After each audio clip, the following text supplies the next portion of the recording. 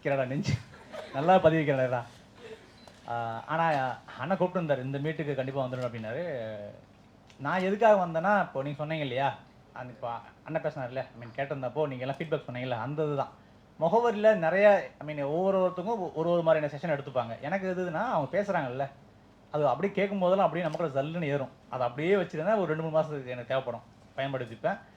அதை வந்து நான் அடுத்த உங்களுக்கு ஆட்கள் இருக்காங்களே அவங்களுக்கு நான் கடத்தணும்னு நான் ஆசைப்பட்றேன். நான் அதுக்காக பெருசாக நான் அச்சீவ் பண்ணிட்டேன் அப்படின்னு நான் நினைக்கல. பட் என்னோட விருப்பம் எல்லாம் என்னன்னா, இப்போ நீங்கள் வந்துட்டு ஒரு நோபல் ப்ரொபோஷன் வந்திருக்கீங்க, கண்டிப்பாக உங்களுக்கு வேலை கிடைச்சிரும். அதை தாண்டி அதுக்கப்புறம் சமூகம் சார்ந்து நீங்கள் ஒர்க் பண்ணணும் அப்படிங்கிறது என்னோட ஆசை. ஸோ கண்டிப்பாக நீங்கள் டெய்லியும் பேப்பர்ஸ் படிங்க.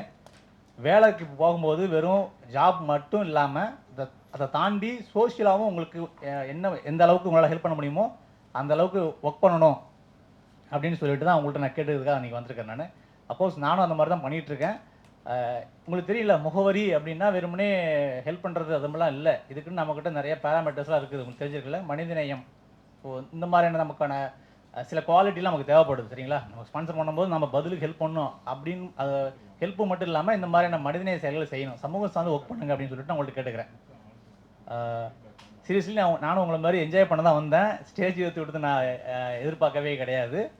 ஏன்னா எனக்கு நிறைய யங் பிளட்ஸ் எனக்கு தேவைப்படுது, நிறைய ஃப்ரெண்ட்ஸ் எல்லாம் எனக்கு தேவைப்படுறாங்க. ஏன்னா என் செட்டில் இருக்க ஆட்கள் எல்லாமே எக்ஸ்பயர் ஆகிட்டாங்க, அப்டேட்டடாக யாருமே இல்லை.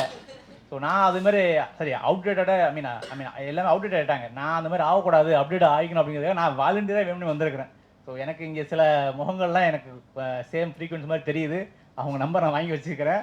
நானும் உங்க கூட சேர்ந்து ட்ராவல் பண்ணுறேன். இது இப்போ மட்டும் கிடையாது, இனி வரும் காலங்கள்லையும் நான் கண்டினியூ பண்ணிகிட்டே இருப்பேன். நான் அப்படின்னா தான் நான் இப்போ ரமேஷ் அண்ணா கண்டிப்பாக இருப்பார். நான் இருந்தேன்னா என் பீரியடில் என்ன ட்ரெண்டு போச்சோ அது அண்ணனுக்கு தெரியும். இப்போ உங்கள் பீரியட் இருக்காரா, நீங்கள் என்ன ட்ரெண்ட் இருக்கீங்கன்னு சொல்லிட்டு அண்ணனுக்கு தெரியும். அதே மாதிரி நானும் ஃபாலோ பண்ணுவா இல்லையா? அப்போனா நாங்கள் ட்ரெண்டில் இருக்க முடியும். அந்த ஒரு காரணத்துக்காக தான் வந்தேன் நான்.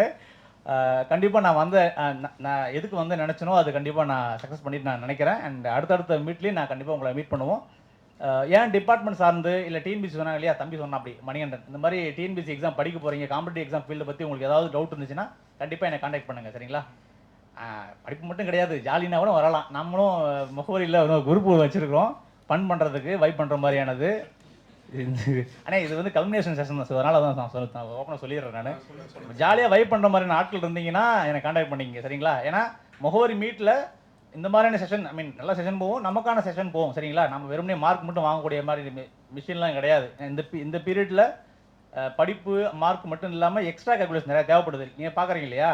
ஸோ அதெல்லாமே நம்ம ட்ரெண்டில் இருக்கணும்னா வந்து தான் ஆகணும் எங்கள் கூட, சரிங்களா? அப்படின்னா நானும் நிறையா கற்றுக்க முடியும்.